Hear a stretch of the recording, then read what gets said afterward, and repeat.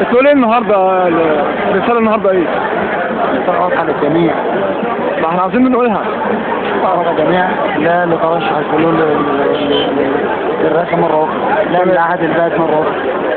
والمجلس العسكري تقول له ايه؟ العسكري؟ ارحمنا، كفاية الغام. يا غام؟ كفاية الغام. طب انت لسه موافق انه يستمر برضه؟ لا يحكم؟ اعتقد النهارده يتكلم ويمشي.